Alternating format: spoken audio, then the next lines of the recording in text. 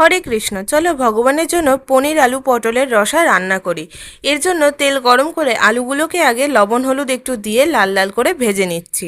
তোমরা কে কে আমার মতো করে পনির আলু পটলের সবজি রান্না করো অবশ্যই কিন্তু কমেন্ট করে জানিও।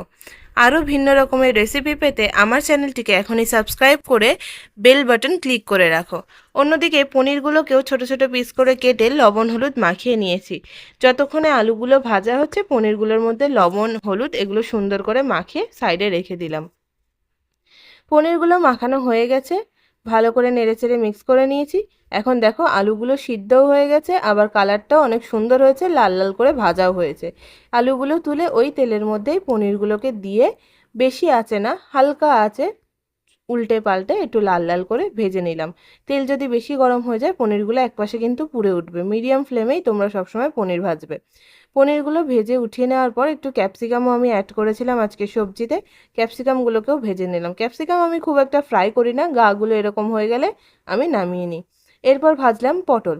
দেখো অলরেডি সবজিগুলো একসাথে ভেজে রাখায় কত সুন্দর দেখতে লাগছে। পটলগুলো দিয়ে একটু লাল লাল হওয়ার পরে তারপর লবণ আর হলুদ অ্যাড করে ভালো করে মিক্স করে আরেকটু লাল লাল করে ভেজে নিলাম।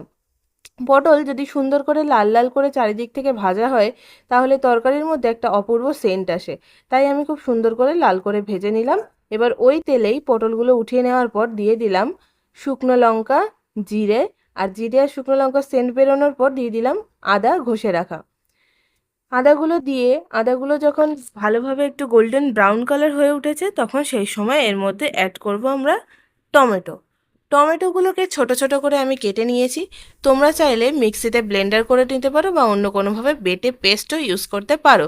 আমি এখানে কুচি করে কেটে রাখা টমেটোটাই ইউজ করছি। টমেটোটা দিয়ে ভালো করে নেড়েচেড়ে মিক্স করে টমেটোর মধ্যে হালকা একটু লবণ দিয়ে দিলাম যাতে করে টমেটোটা তাড়াতাড়ি সিদ্ধ হয়ে যায়।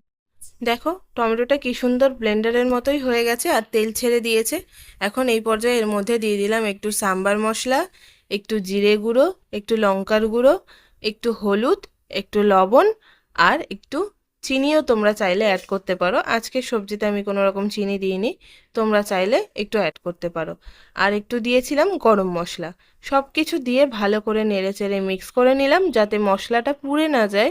তাই জন্য এর মধ্যে অল্প সামান্য একটুখানি জল দিয়ে দেবে। এই পর্যায়ে দিয়ে দিয়েছিলাম তেজপাতা। তেজপাতাটা আগে আগে দিলে সেন্টটা উড়ে যায়, কিন্তু এই পর্যায়ে দিলে তেজপাতার যে সেন্টটা সম্পূর্ণ তোমরা সবজির মধ্যে পাবা। দিয়ে দিয়েছিলাম একটুখানি হিং। সব কিছু দিয়ে ভালো করে কষিয়ে নিলাম। তারপর এর মধ্যে দিয়ে দিলাম সবজিগুলো মশলাটার সাথে ভালো করে মিক্স করে অন্তত 2 থেকে 5 মিনিট মতো লো ফ্লেমে ভেজে নিয়েছি যাতে সবজির মধ্যে মশলার সেন্টগুলো যায়। এরপর পনিরের ধুয়ে রাখা জলটা দিয়ে দিলাম সবজির মধ্যে। সবজিটা এবার ভালো করে ফুটে উঠলেই আমাদের পনির সবজি রেডি হয়ে যাবে ভগবানকে ভোগ দেওয়ার জন্য।